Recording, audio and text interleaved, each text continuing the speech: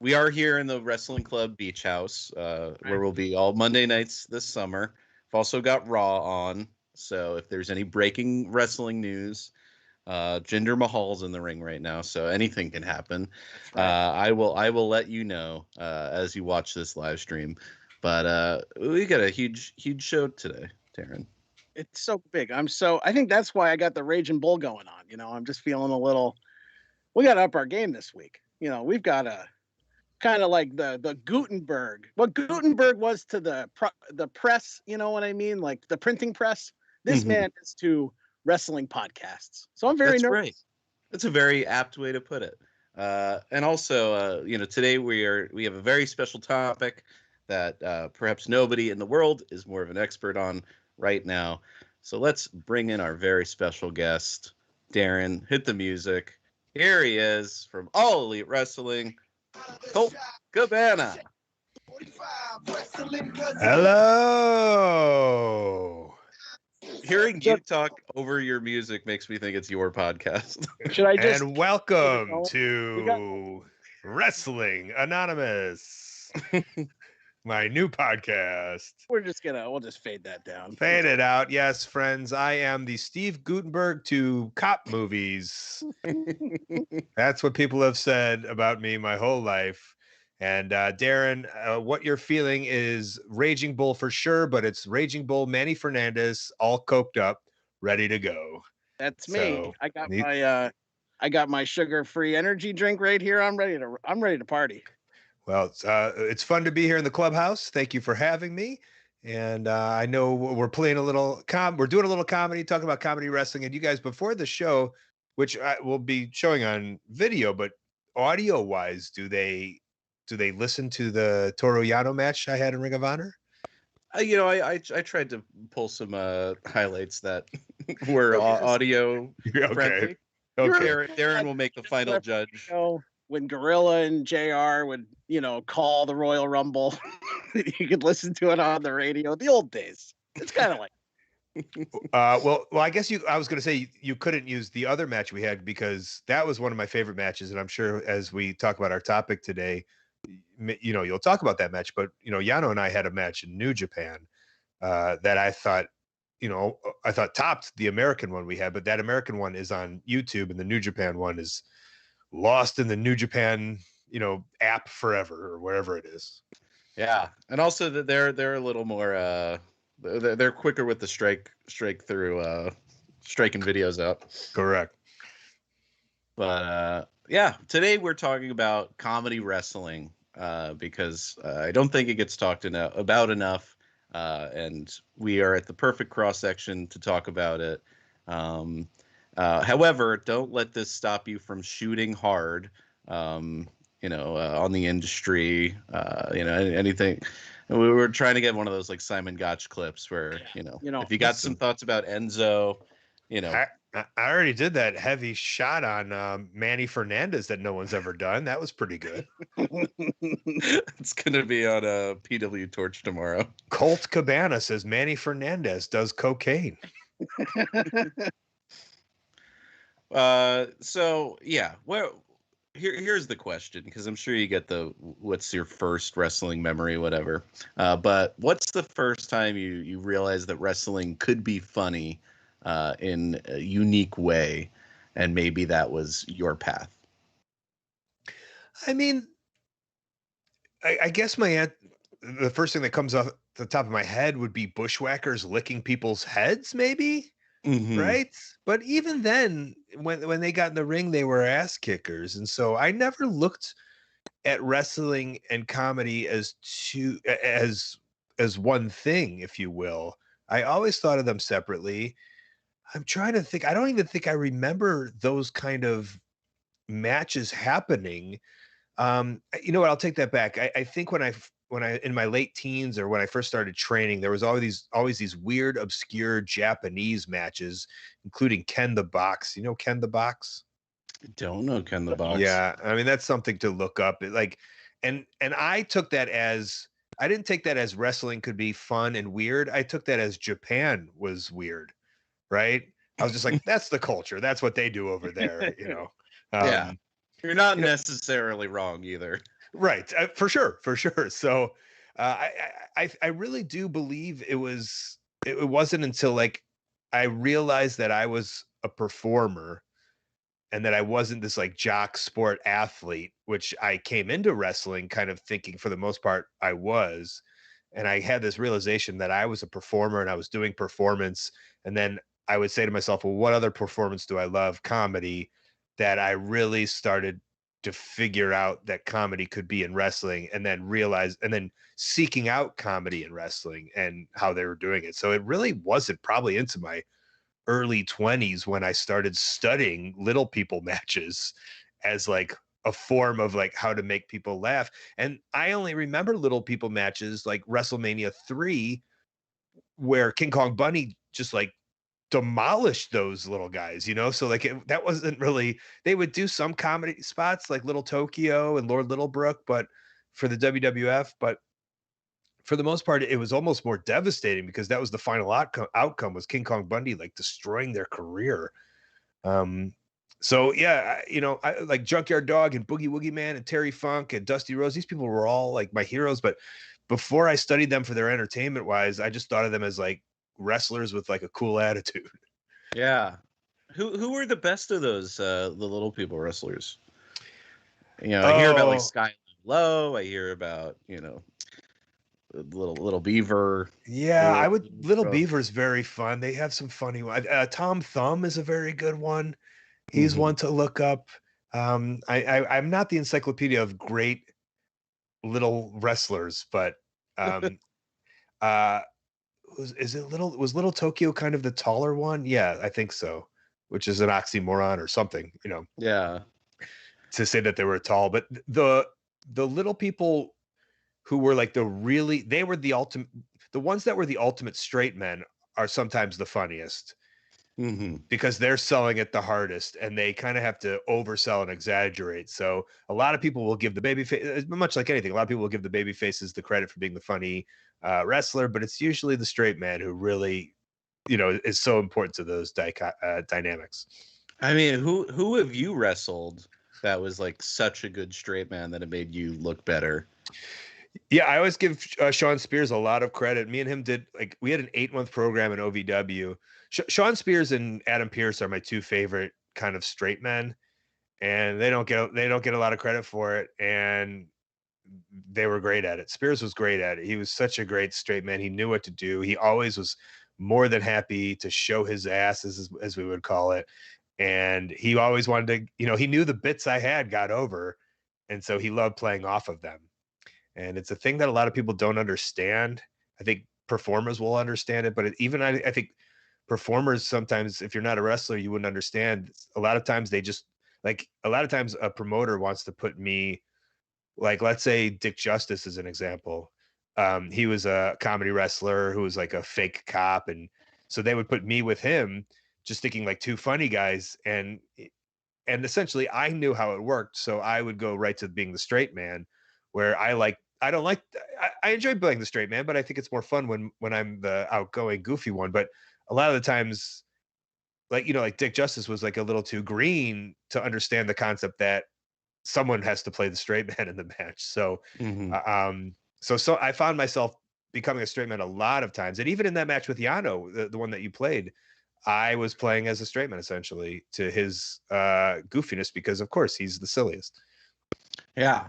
So yeah, who are your, this is like the big question of the episode, and we could go through a bunch of different people, but like who do you think is on this like Mount Rushmore of like comedy wrestlers, and do you even like that terminology?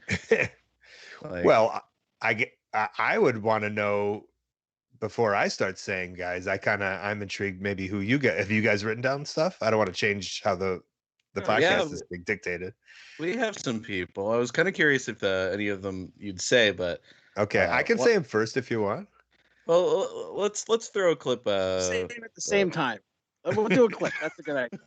Yeah, let's go to a clip of somebody who I've just like found through YouTube things and find endlessly fascinating, and a lot of people don't talk about him.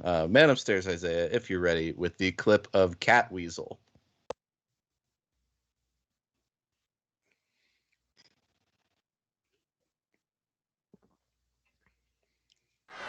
Catweazle already taking the mickey just a little bit out of his opponent, his first time on television.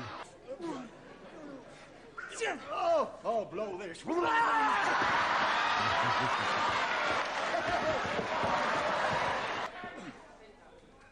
Full Nelson now to Steve. How do you reach it?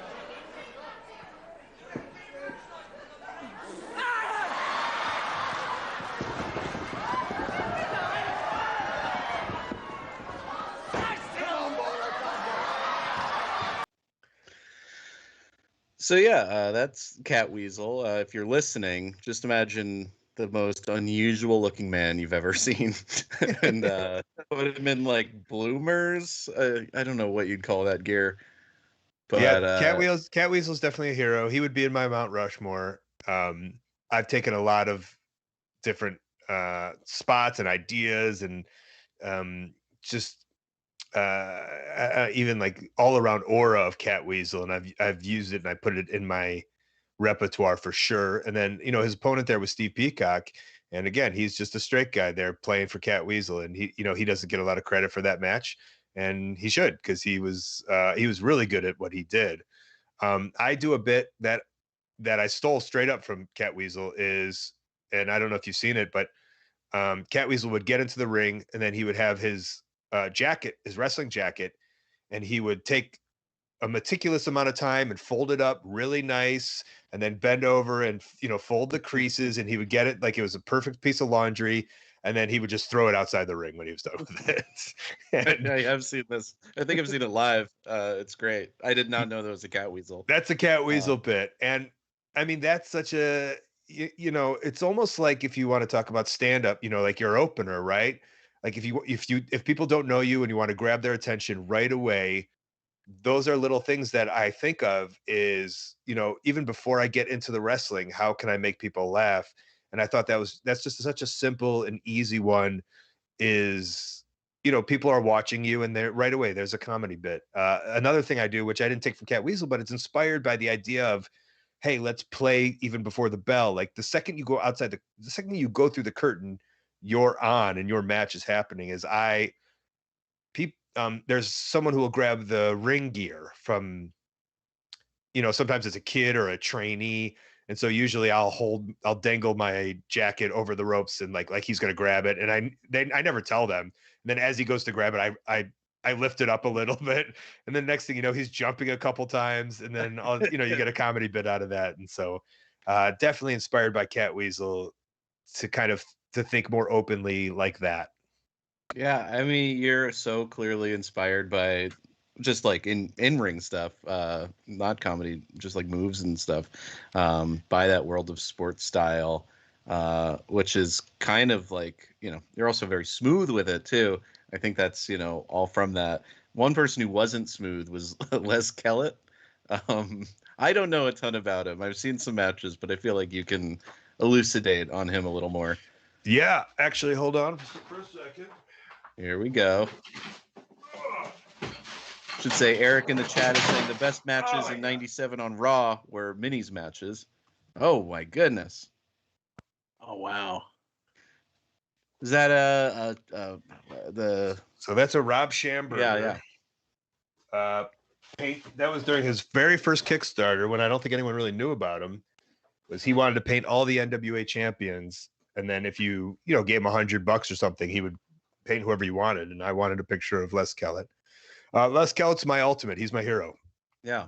He's the number one for me. I think he's the greatest comedy wrestler of all time. And, I've asked a lot of people about him. I've done a lot of research as much as I could. He was literally known as the worst human being of all time. Just a straight up piece of shit, a miserable man, had like zero friends, hated everybody, was not only tough, he was the toughest. And it's just he used that bullying almost to make his comedy so great, because nobody messed with him in a match, and you better show your ass off and look stupid for him as much as possible, or he will be very upset and he will hurt you. I don't like who's an example, almost Cosby, like, like we think of this person who's the best, and then when you pull the curtain down, they're the absolute worst. I don't know if I could necessarily put him in the same thing as Bill Cosby, but it's just the idea of the television and the media says they're great, and then the real person we find out is the complete opposite. Mm-hmm. But who in the business today is like that? What's that? Who in the business today is like that? And shoot hard. Manny Fernandez. Darren, who did you like as far as comedy wrestlers? I mean, for me, like I grew up on, early 90s WWF. So for me, it's Bobby Heenan. Bobby Heenan's always been, I think Bobby Heenan's like the funniest person ever in wrestling. Maybe not. I don't think he's really a comedy wrestler. He did wrestle comedy matches or manager matches or whatever, weasel matches and stuff. But, Bobby Heenan was always funny to me. But, I don't think I really, and this isn't just to, put Colt over, but I don't think I really thought about wrestlers as comedy wrestlers until, following Colt and like him talking about British wrestling and, and then watching your matches and how you weave comedy spots into a wrestling match and have it be, I don't know. It didn't feel like a minis match necessarily. They're like, it's like the World of Sports style where it's funny, but it's also a cool wrestling thing. It's not just comedy. You know what I mean? I came back from, I know you're looking for a way to describe the match or my matches. I came back from me and Yano in New Japan. We had a singles match in the New Japan Cup, I think it was. And I mean, neither of us bumped, I don't think, at all. And, I like the match before, Okada, like, busted his ass and like probably, like got a little CTE. Sure. And, yeah. Everyone was going crazy and we did absolutely nothing. And I came back and I was like to Gato and I was like, okay. And they were all laughing. They're like, oh, it's so good. And then I remember Rocky Romero like asked how it went. And I was like, dude, we literally just had an SNL skit out there. Like that's all it was just one giant SNL skit. Just for, or even maybe like an episode of SNL, just one skit to another. We just went one bit to another. So, but I think you have matches that are comedy matches that are, like you said, an SNL skit from beginning to end, but you also your technical wrestling can be, it's a lot of misdirection. There's a lot of like physical comedy, like that's weaved into it. So that's, nobody was doing that on Superstars in 1990. You know what I mean? I don't know. There's like Howard Finkel. I always laughed at Howard Finkel, but he's not a comedian. He's, that's more of like a wrestling tragedy. You know what I mean? It's mean. Like, yeah. Who's the best tragedy wrestler? Darren, you said Bobby Heenan. Have you gone back and watched the Bobby Heenan show? Of course. Yeah, it's not good. We should mention. I was going to say, you still think he's a comedian? Well, he's a comedian in this. Like he needed the straight man with Gorilla or whoever he was doing commentary with, and he had all the dad jokes. But Bobby Heenan always makes you laugh. I know. But that show was atrocious. Atrocious. I mean, it's coming from the Vince McMahon school of comedy. Like it didn't feel like. I wonder how much sisters. Bobby. Yeah, I wonder how much input Bobby Heenan had on it. But then we just did an episode, and you can check it out in the archive of a tribute to Bingo Break, which was Gorilla Monsoon's like public access or local comedy show that he did in like 1994. And Bobby's on that, and he's hilarious. He's so funny. Just one-liners off the top of his head. I mean, it's real like Borscht Belt or whatever, but I don't know. Yeah. Bobby Heenan was my first favorite. Well, we should say we do have the one inductee in the Comedy Wrestling Hall of Fame, which we are the caretakers of. Obviously pandemic will prevent us from doing these in-person things that we want to do. We were hoping to get, the whole Cauliflower Alley presentation. So it's going to have to remain on the podcast for now. But I think at the end of this, I'd love to have some new inductees, whoever you feel like should be in this Hall of Fame. I think at the end of the episode we can pat it out a little more. But yeah, Bobby Heenan's great. And you were talking about the Bushwhackers before. Is there any truth to them like licking and they've got like some poisoning or something? Oh, I don't think so. I've never heard that one before. I feel like on maybe purpose it's just a tall tale. they would poison somebody? No, they got sick from licking so many foreheads. I don't know. Oh. I look at those guys and I say, now there's a couple fellas with a real strong immune system. You know what I mean? Like something says that disease is not gonna take down old Luke and Butch. I hate to tell you, I think it took down Butch. He's not faring too well these days, I don't think. Well, that's all right. I saw him at the Hall of Fame a couple years ago. He's still pumping the arm. All right. One arm. That's fine. That's all you need. Talk about Toru Yano, because he's a huge I think he has a possible spot on this Mount Rushmore. Yeah, for sure he does. And it's just there's a lot of unnatural, funny people trying to do comedy wrestling. And I think, and I don't want to like pat myself on the, like I was naturally drawn to do what I'm doing because it's my natural self. And I remember saying to myself, like, I want to implement more of like I want to be true to myself as a performer, and I want to do the stuff that I'm feeling, and I don't want to stop myself from doing what I do. And essentially what it was kind of cracking jokes in the middle of matches. I think Kevin Owens and I are very similar like that. And Kevin Steen got very popular by doing that as a heel. He liked to talk a lot, and he would get over because he had on the independents before he went to the WWE, because he was a naturally witty, quick-witted man. And so I kind of feel that's how I started doing that. And then it really got into me dissecting like how to be a better performer and how to be a better comedian, using spots and wrestling, as opposed to just kind of being the guy who tells jokes while in the middle of a match. And I think Yano is just naturally very funny. He is not gregarious outside of the ring. He's very quiet, very timid, stays to himself. Of course, around the guys, he'll crack a joke, but he's not one of these wild, obnoxious, like MJF in real life. There's your headline if you want. Your own son. How dare you? He's not just this out of control, bonkers man, a human being, looking for attention at all points of life, inside the ring or outside of the ring. But he was like a judo star, and he had a lot of years in New Japan where he was just a very serious wrestler. And I think ultimately it just all kind of came out, and he's really, one of the greatest comedy wrestlers of all time, especially because I think not that this is a new genre, but I think because we don't say that this is 100% real anymore, we have the opportunity to kind of play with the genre a little more than they did back in the day. I think Les Kellett and Catweazle were able to play with the genre a little bit more because the rules of World of Sport were no punching. If someone gets down, that you have to give them 10 seconds. It was really sold as an exhibition, whereas Memphis wrestling and in wrestling from New York and Atlanta and Georgia, it was just all sold as like, this is a drag out fight.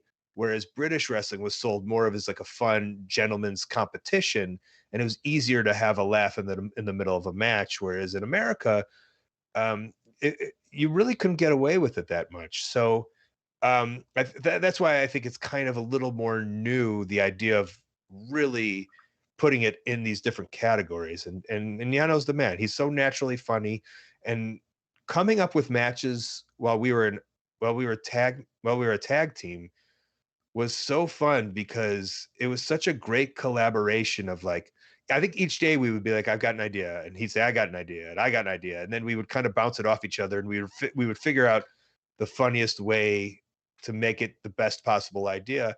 And he was always okay with me being like, what if this? Or I was always okay if he wanted to change it. We would bring it up to each other like very cordially. And he's I don't know, one of the best I've ever worked with, for sure. Yeah. And how often did you get to work with him? Was it just those 2 matches, or was it Well, like more? we did the 2 matches, but then eventually we wrestled in the tag league for New Japan, and we had 15 matches together on a tour, and then New Japan USA started, and then we did a bunch of matches in America, and it really was going to lead to, at that point, Gato was like, this is great for Yano, because Yano's like, he's an all-timer there. He'll never leave. And so they always want something new for everybody. Years ago, I remember Rob Conway was going over because they needed people to wrestle Kojima and Tenzan. And they're like, Rob Conway and this NWA stuff is great for them. It gives them something to do. And so this was kind of like, this gives Yano something to do. It could change it up a little bit. And I was ready to go, like, basically a full-time tag partner with Yano in Japan. And then quarantine hit, and then an all elite wrestling contract was presented in front of me during a quarantine. And so sadly those plans kind of changed, but we were going to be in it for the long run, and sadly that kind of got put on hold because of COVID. Yeah, son of a bitch.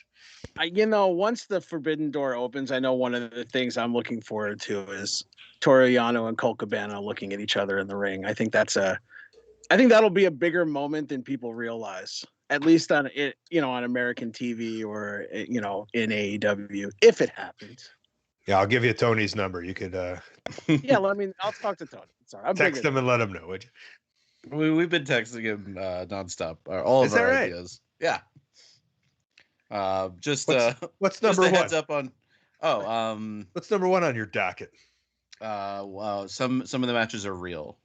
Well, they did that with Wardlow and Jake Hager. I know, that was my idea. Oh, nice. I say, my idea is, matching Tony. Let's get JR an earring. I'm saying. It's the little things. It's the details. Yeah, it's the details. If they all have, and Excalibur could have one on his mask. Absolutely, I'm not in favor of that. And then, business, Brett. Darren's, he's old school. Speaking of old school, we got another old school wrestler. Darren, tell us about your pick. Oh, my pick was a wrestler from the 1940s and 1950s. Ricky Starr. He was a ballet dancer for real, and he used. I don't think there's another wrestler that mixes literal ballet spots with wrestling, but he does it in the 1950s in the United States when maybe not everybody thought it was real in the 1950s, but I know my grandma did, my grandpa did. And I don't know, he's just a very interesting wrestler to watch, so we should probably watch the clip. If we got the clip, man upstairs, we got the clip.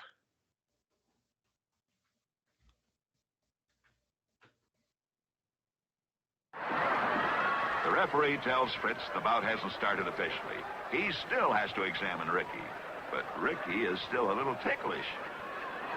Ricky gets things started off with a bang.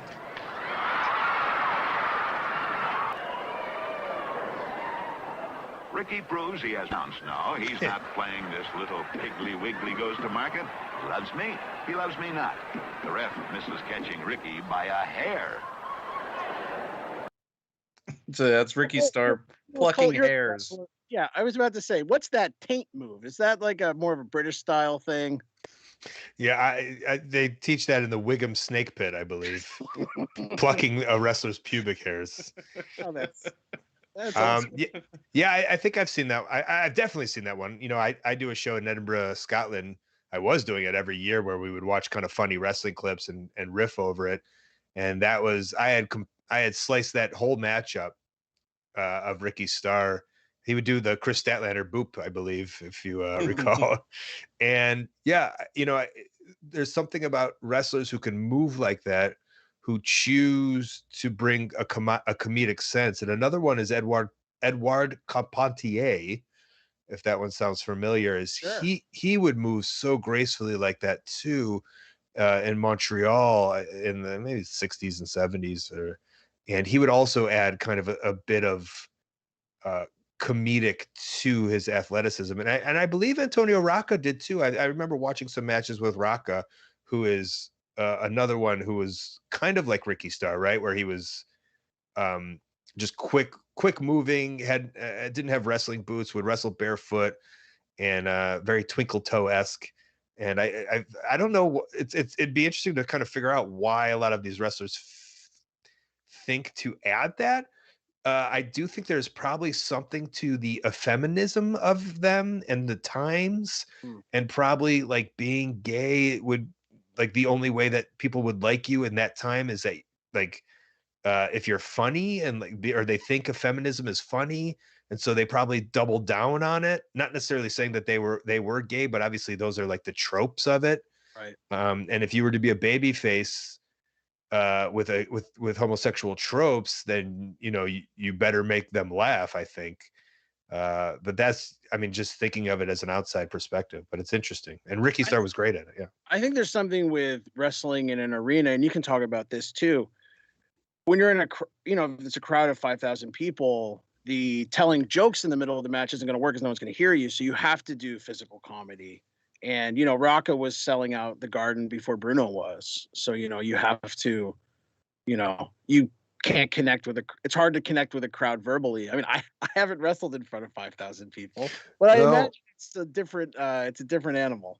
That's something Kevin and I would talk about a lot, because Kevin, going back to Kevin Owens, Kevin Steen, we both could get over because we were quick-witted and we were great in front of 300, 400, 500 people. But right, you're completely right. There is a point where you saying little things in the middle of the ring, not everyone can hear you, and then everyone doesn't laugh at the same time. So you kind of have to become a different wrestler. And that is where the physicalness and the physical comedy comes into play, for sure. And something in COVID era now, now that they wrestle in the TV room and WWE, like, you see the wrestlers have to be so verbal during their matches, and Bailey's making fun of Michael Cole, and it's kind of old school in that way, where it's kind of you're using tricks that you do in a VFW hall as opposed to an arena. So that's that's one way. Yeah, that's exactly what it is. Is that Steve Kern, I never thought of it this way, but Steve Kern, who wrestled as Skinner, used to train us at FCW, and he would always say, like, I don't want to hear a silent movie. And so, it's something I taught myself, I guess, but it was interesting when I heard him say it like that. Whereas when you wrestle in front of 10 people or 20 people, and it's kind of like embarrassing, you have to like make all these sounds, and you constantly have to be making the noise. Otherwise, you're just sitting in silence. And so even if you're the one making the noise, it's important. And I mean, I can't say that I've really watched 1 second of WWE in the TV room, but I'd imagine that's smart from someone like Bailey or the wrestlers to make as much noise as possible. I mean, yeah, when you were Scotty Goldman, how much of your shtick were you kind of allowed? Because everybody has to, adjust to the WWE style to some extent.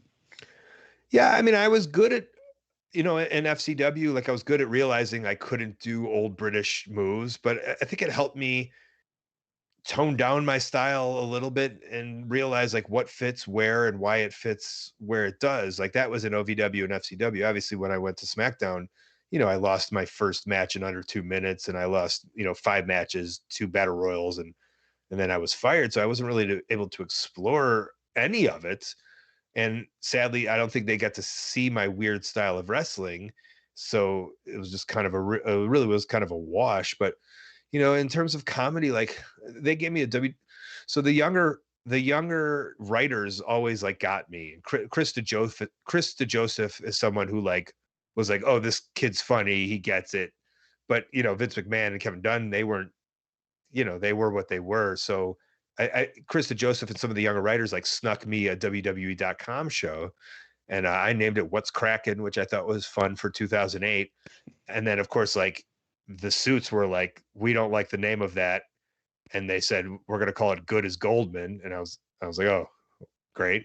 And then I started writing some bits, and then they gave me this guy who they had hired, who they told me wrote for Jay Leno, and he was like 60 at the time. And I just remember being like, great, I get Jay Leno's fucking writer. Like, and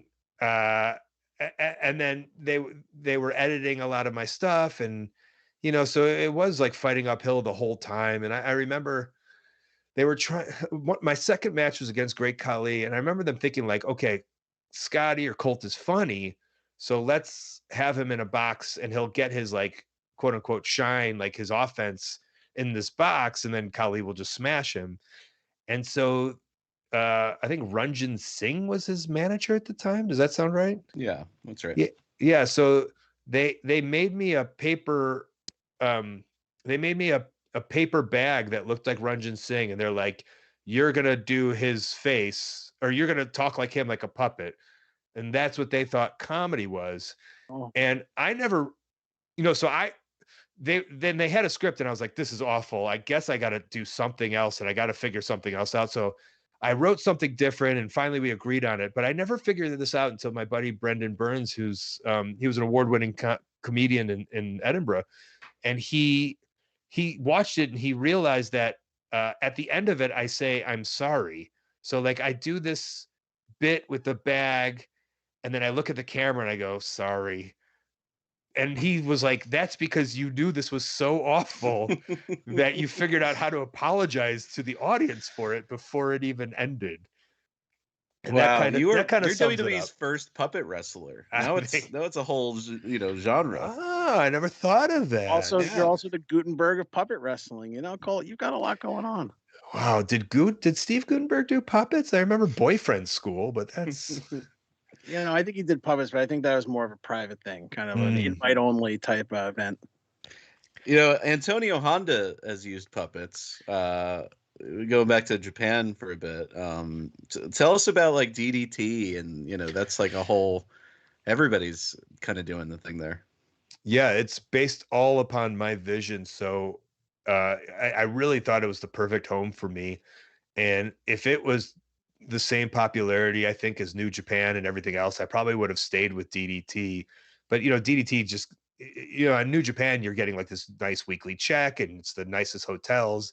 And in DDT, it's like, if they run a show, you'll get paid, a minuscule amount of money. And I lived in the dojo, and there's a video of me doing an MTV Cribs, like a mock of it on my YouTube channel of the DDT dojo. And it's literally the most disgusting place of all time.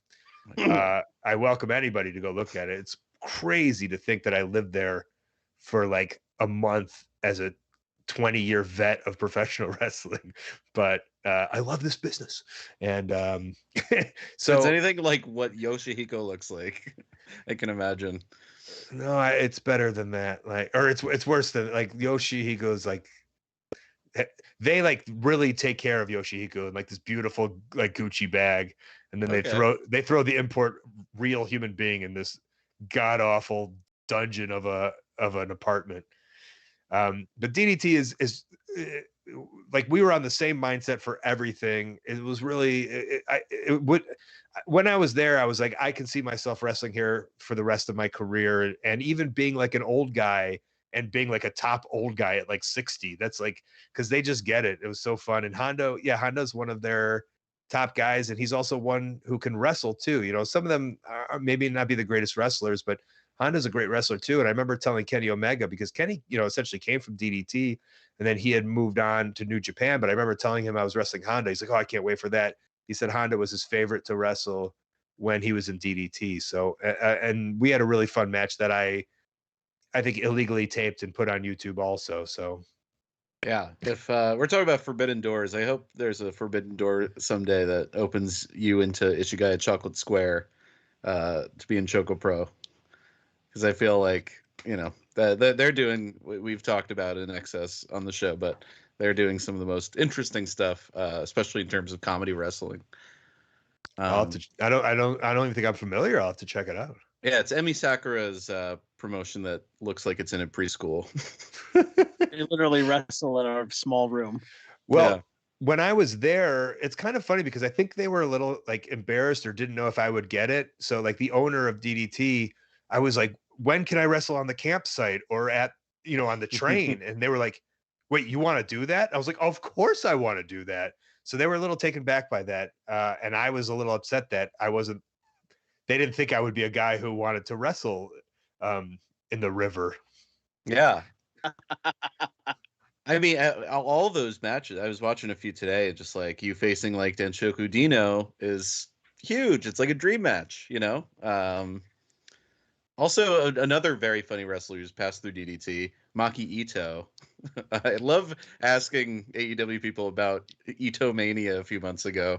Yeah, any thoughts about her?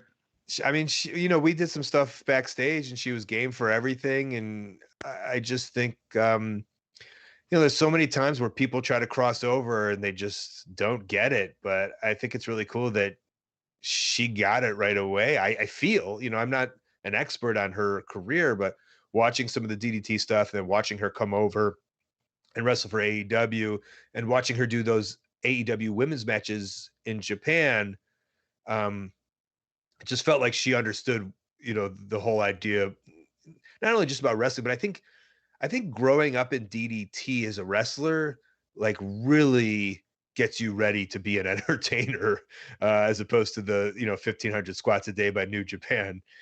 You know, I think the, you know, Clark Connors and Alex Coughlin, like, you know, they're physically going to be ready, but I don't know if the entertainment's going to be there. Whereas Maki Itoh is entertainmentally so ready, and, you know, the physical stuff will eventually catch up. So it's funny to see the race between rookies from DDT and New Japan or All Japan to see where they meet as the ultimate wrestler when you have both physical and entertainment. I mean, I've talked about this on the show before. You know, we all want her back in the States. If she needs someone to marry for the green card, Is that right? I've put my name in the hat. So, you know, I hope the message is getting to her, and she's just kind of weighing the options. I'll get her Mountain Dew. I'll get her Chipotle. You know, whatever she wants.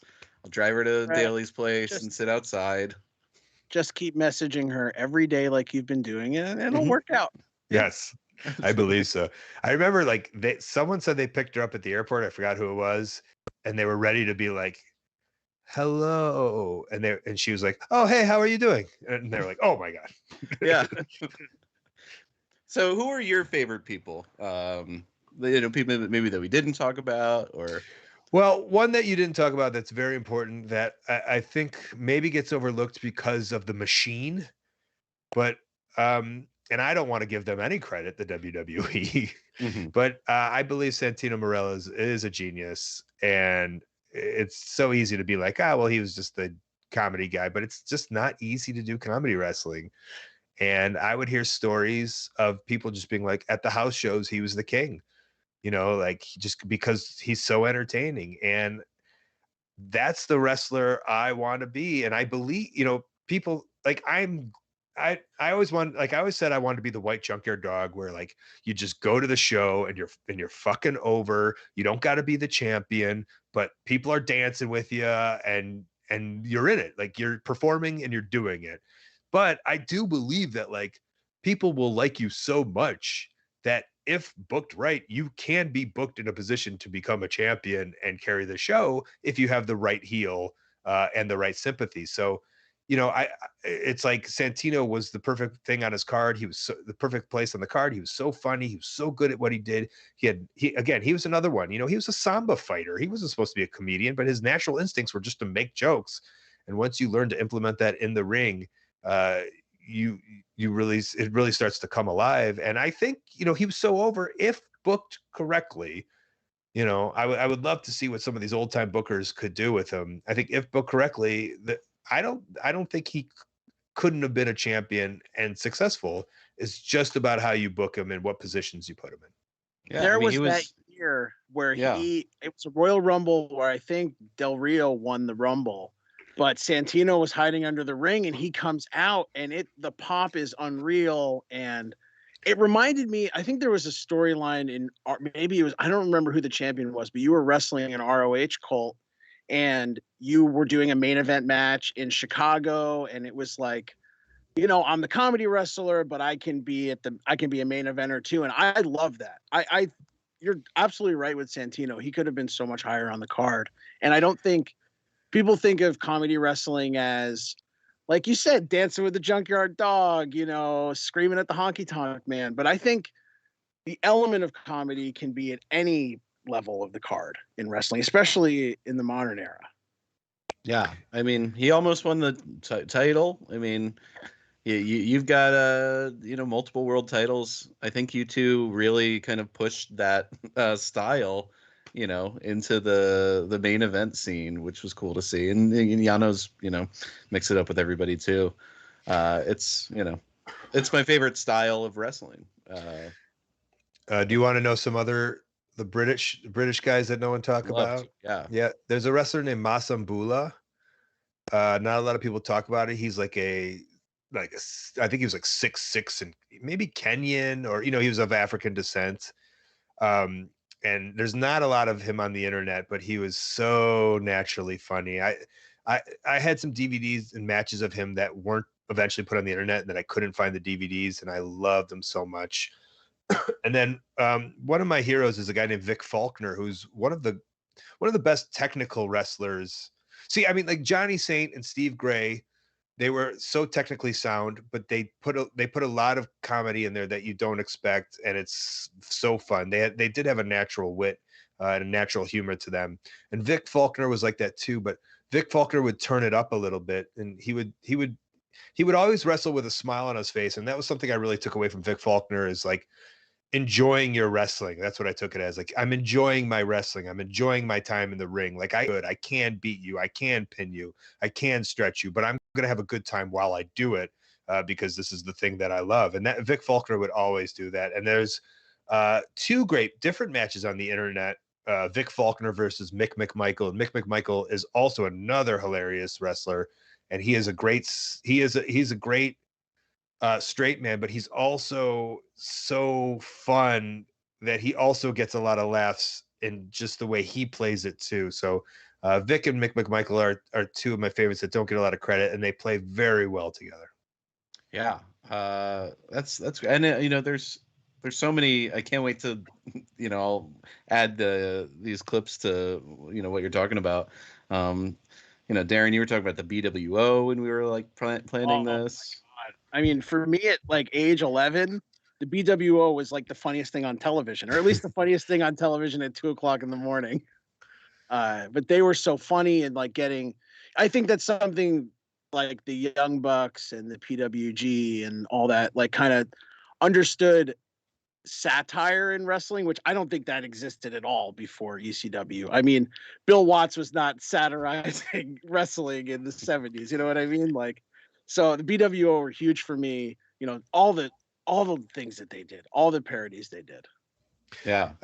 I think a lot of my success was playing off of the tropes of wrestling. And I think that's kind of what you're getting at a little bit too, is where I started becoming popular in an era where the internet was prevalent and everyone was in on it. So if I played on the tropes of what everyone knows about, it's just a different level. It's a hat on a hat on a hat, I guess, Sure. A different level of comedy.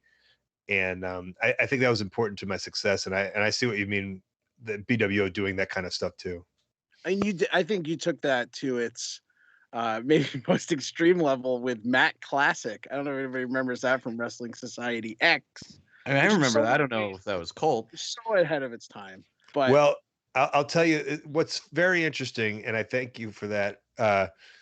Is in 2006 when Matt Classic was doing it, and then I came back in 2009 and 2010. I was doing it Lucha Vavoom and Chikara, and then there got to a point where all the wrestlers were playing on the tropes of wrestling that I realized, like, oh, this doesn't work anymore. And that was hard for me because it was fun to do, but people weren't taking wrestling as serious anymore at this point, and it was just a weird character at that point, so it kind of had to be retired. It is a very weird character. So let's talk about this Mount Rushmore. We have the official Hall of Fame. We are the George Tragos, Luthez level of Hall of Fame. I don't know what I'm saying. Who would you put in the Hall of Fame? Well, I definitely put Les Kellett. Mm-hmm. I guess off the top of my head, I guess I'm gonna put Les Kellett, Catweazle, I'll put Yano, and I'll put Santino in there. Yeah. Those are my 4. That's all a real right. class. Yeah. This is huge. And you know what, Darren?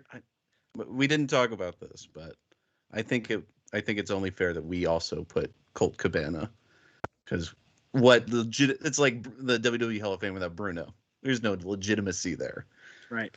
Well, it's very kind of you. I will do it. But I'm also putting in Drew Carey. So, yeah. Can I tombstone him? I was gonna say I'm gonna do a Hillbilly Jim-esque speech. And What just was take up his his speech? He did an hour and a half, I think. Oh. All right, go. Yeah. I was hoping you'd do a Michael Hayes-esque speech where you do a little dance number. Get Jimmy Jam in. Did we talk about him? No, I mean, not for punching up reasons, I guess. I mean, have you seen those outfits he's wearing at 65 and he thinks they're cool? Like, that's the best comedy going on right now. This is true. Thinks he's cool. He thinks he's cool. He knows. Have you heard his music? And that's what I'm saying. I mean, this is a comedic like legend, I feel. Why can't the children pray in school? Oh, yeah. Comedy with a message. I like that clean comedy. So you got this new podcast. It's Wrestling Anonymous. Let's talk about it. Yeah. I take anonymous phone calls from beautiful people. And no, it's a hotline show, and so people It's call you it. and Velvet Sky. Yeah. Oh God. I take anonymous voice memos about just anything about wrestling, and they're usually like 1 to 3 minutes, and I kind of edit them up and clean them up, and I play a bunch and then just kind of give my take on each of them. And so it's been really fun to do. And I'm about 2 months in right now, and it's kind of a wide range of calls. So you'll get like everything on the spectrum in one episode, whether, some of my favorites are like somebody talked about being there the day, in the arena for Owen Hart's death and how traumatic it was, and how they were a kid and they didn't really understand what was going on. It's just interesting to kind of look at that. And then on today's episode that I'm putting out, someone said their dad's friend was like, if you ever want a picture with Stone Cold, I got you. And he kept on hyping up this child. And then eventually, like, the child was like, I want to go meet Stone Cold. And then they took him over to his friend's house, and there was a cardboard cutout of Stone Cold in his garage. and he's like, here you go. So it's just a wide variety of just fun, interesting, weird, real stories. I've always kind of wanted a call-in radio show, but I'm also a control freak. So I want the perfect calls. And so like if you just have a call-in show, there's just so many people where you're like, this wasn't my vision. So I feel it's nice that I can post-produce this thing, edit it, and put it out. And, if you have a story, I welcome everybody to call in or email. The number is 87 Cabana 34, or just, it's all on the information, Googling Wrestling Anonymous or my Twitter or everything. And so I'm back in the podcast game. Yeah, I was in it for 10 years. I kind of got out for a second, and I got pulled back in by nobody but myself. But it's such a unique idea. What gave you the idea to speak to beautiful people anonymously?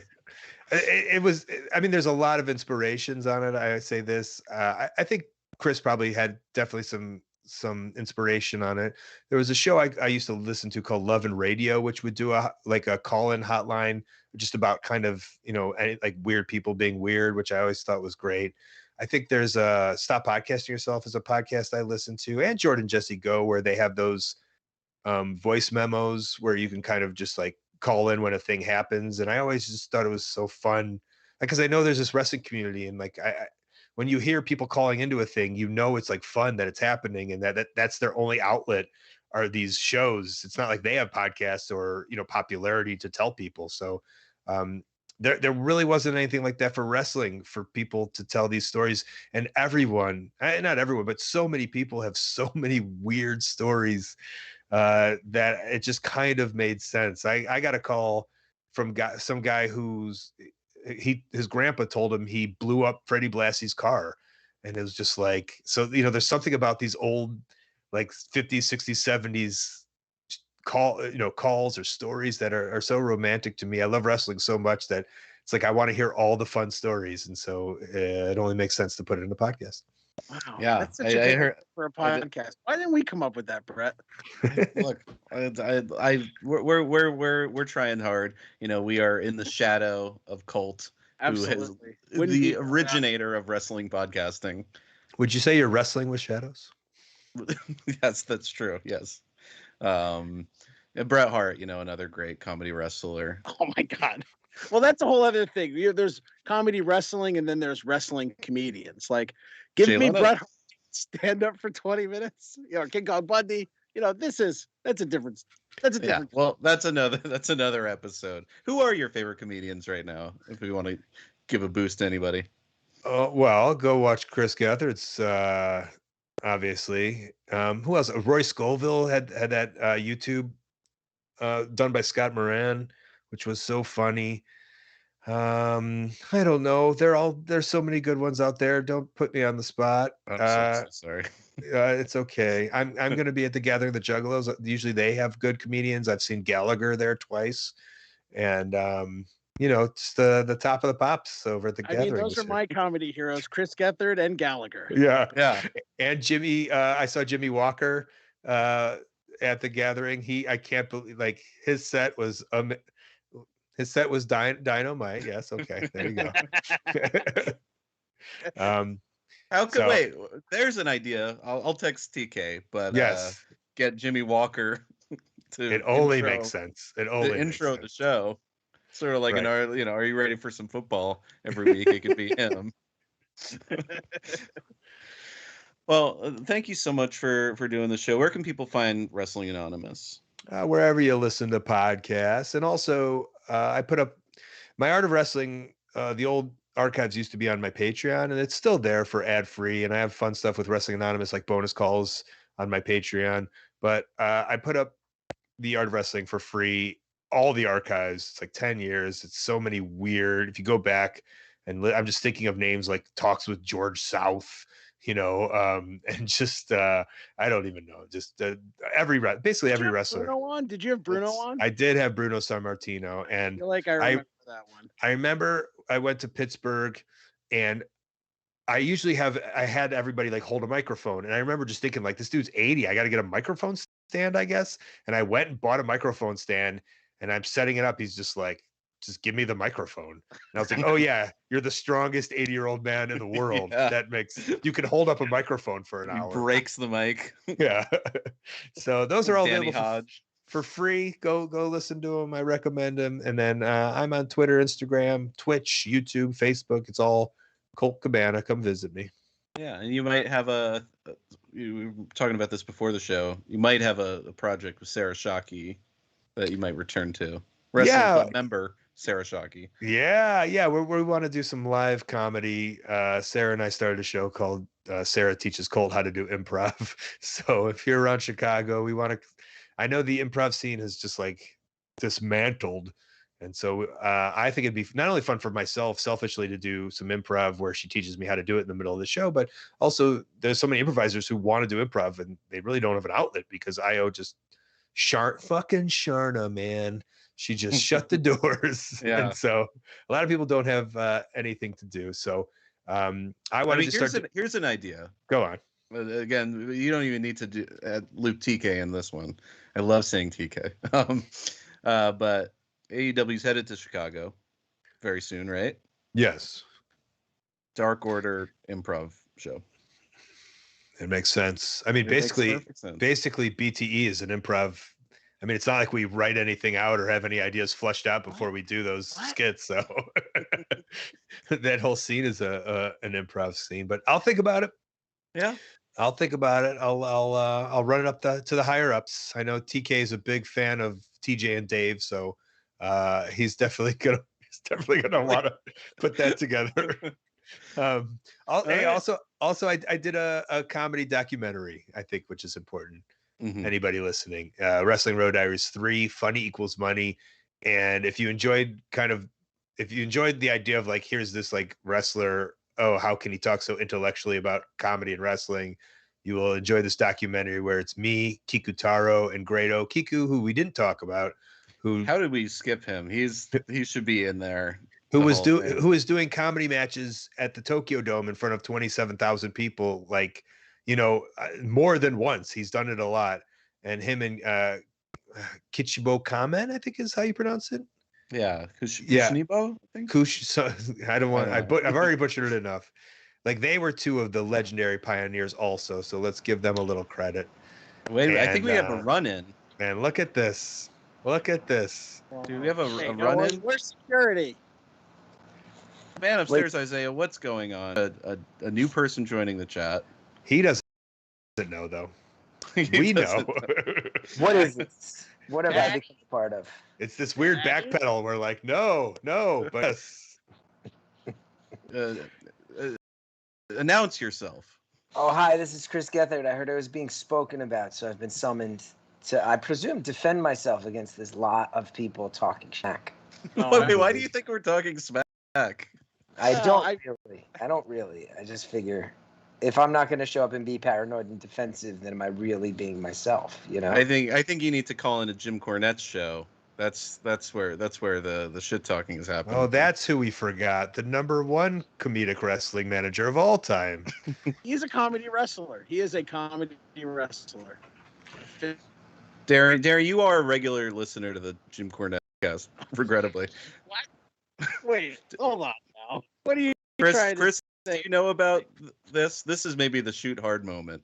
Chris, you're also live on Wrestling Club. So this is live right now. This is live. Okay, I'll watch the potty mouth. Well, we're not on the air, so you can cuss anybody out. But Darren, you said that Chris has come up on the Jim Cornette thing. Are you kidding me? Yeah, I have. Yes, he was not a big fan of After Dark with Chris Hard, as he likes to call you. He's very he was a little upset. He doesn't think you have the respect for the business that he has. He says it like that, but it's a little more like a Mickey Mouse voice. He says all the bad words. I can't say it on the air just because I'll get in trouble. I do remember that he said some things. I forget what they were, which I was actually shocked by because I was like, I think as far as non-wrestlers go, I would argue you're going to meet few people who have more respect for wrestling than I do. Like, I hold it in very high esteem, and I see a lot of analogies in sort of like the methods and the lifestyle between comedy and wrestling. So, but then again, I guess it's like if you're someone who Jim Cornette thinks you're like a whippersnapper without respect for the business, like you're in pretty good company, right? Yeah, absolutely. I also after 1980. Well, see, that's the thing. First of all, I was born in 1980, so close. Congratulations. But I also have like a weird obsession with the territory days. I also have a lot of grumbling about how I wish there was still some of that old like Southern like blood and guts stuff present. And I actually think he and I would get along, but he's too busy making fun of my last name. I mean, Colt works for a company that just put on a show called Blood and Guts. FYI. Mm-hmm. And our next pay-per-view is called Get Hard. It's just Brian Cage flexing the whole time. Oh, I thought it was a Kevin Hart, Will Ferrell crossover. I wish. Chris, do you think Jim Cornette would have liked Chris Gethard versus with John Hamm in a sumo suit? That would have been his living nightmare, from what I could tell. Just checking in. Yeah, I mean, you would know better than I would. Yes. Well, I don't know. I encourage anyone to send that match in for a review. I think we have to pay him $25.99 for him to review. That's his service fee, but I think it's worth it. I think we can raise it on a GoFundMe. I think. I didn't even know. Is that a real service that he'll do for $26? No, he literally no. I did see on it was advertised that he's opening his Cameo and he'll say whatever. So it's I think it is $25. There you go. You know, this is an option. This is an option. Look, I will continue to fan these flames. You really want me to wind up in a feud with Jim Cornette? I absolutely do. Also, when is the Sorry. what is the deleted footage from that episode with you and Vacation Jason gonna hit the interwebs? Oh, when the demand is high enough. Okay. 'Cause there's a whole The ball's in your court. there's a whole section of me shooting hard on Xbox, and then Yeah, one of and the me getting highlights of very my life. stressed out. Yes, me I'm getting so very sorry. stressed out. I'm so sorry, but I will never apologize sincerely for it, because it was a thrill, and then I got to get chopped by Colt, and I was healing on the crowd, and you really got Oh some yeah, revenge. that never saw the light of day, did it? No, it was a dark match. Corp- Sorry to throw you in the chat, Chris. Oh no, please. I don't know if you know how this came to be, Colt, but I legitimately texted Brett, "How you doing?" just to check in on my friend Brett. Next thing I know, I'm chatting with all you fine fellas. Oh, really? Like during this show? 8 minutes ago, I would say, I texted Brett like, "Hey, how you been, dude?" And he was like, "We're talking Wow. about you right now. Jump on Chris, this thing." Yeah. Can I what's up, say dude? something? Of course.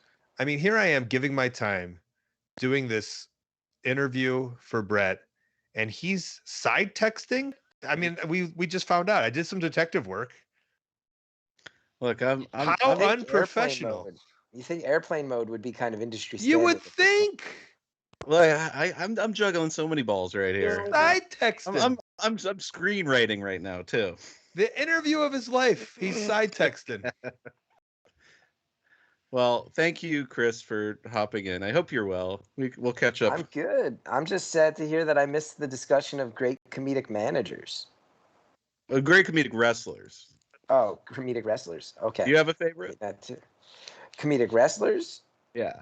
I mean, first of all, we're on the line with the great Colt Cabana, who is a friend and former briefly roommate of mine. But give credit where it's due.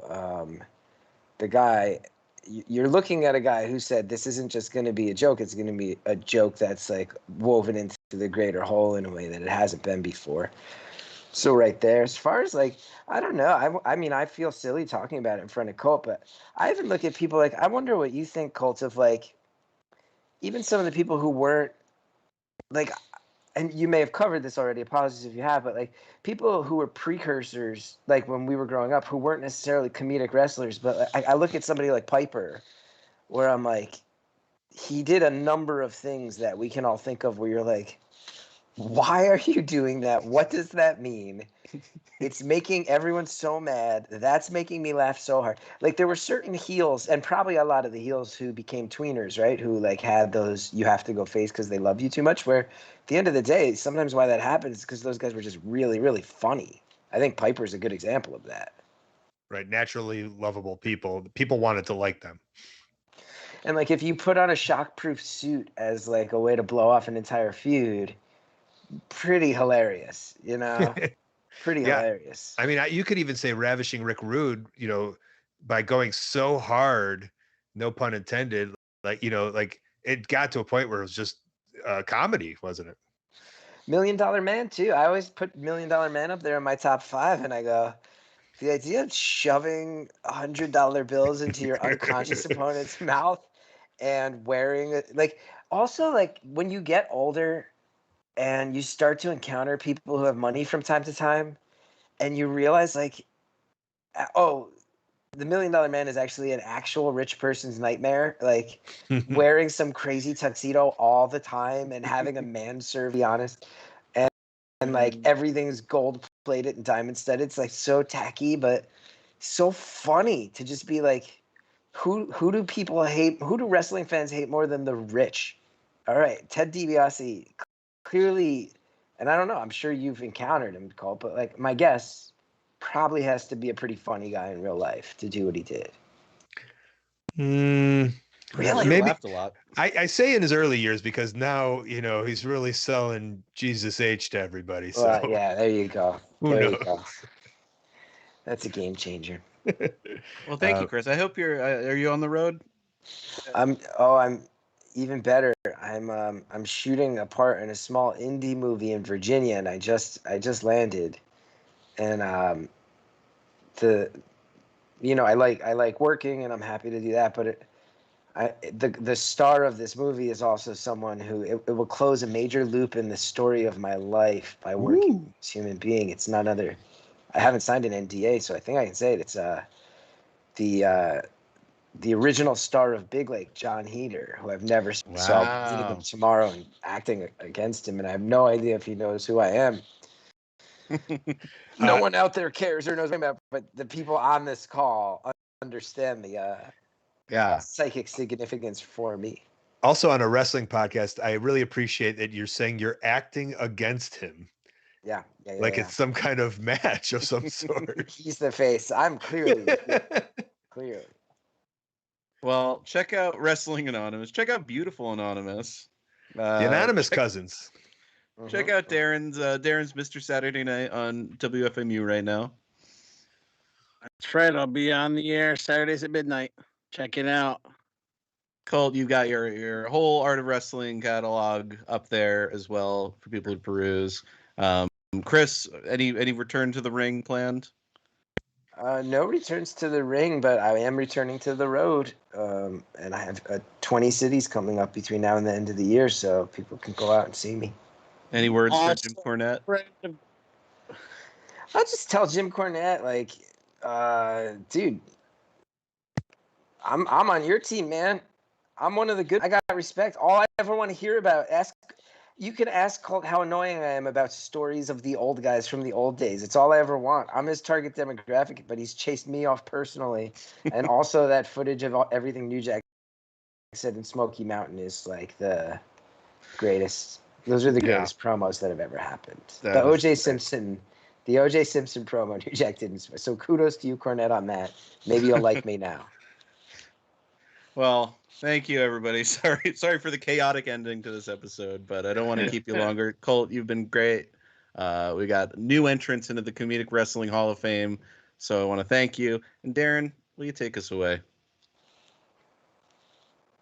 All right, that'll do it for Wrestling Club. Thanks for hanging out. Thanks to Colt Cabana and Chris Gethard. Shout out to the man upstairs, Isaiah's deep theme song, and the fine folks at WFMU Radio. If you like, share, subscribe, give us a 5-star rating on the Melcher scale, invite your friends, check out the archive, and spread the word. Wrestling Club will return next Monday night on YouTube Live, so please check it out. But until then, for Brett, I'm Darren. This has been Wrestling Club. Thanks again. We'll see you next week. Bye-bye.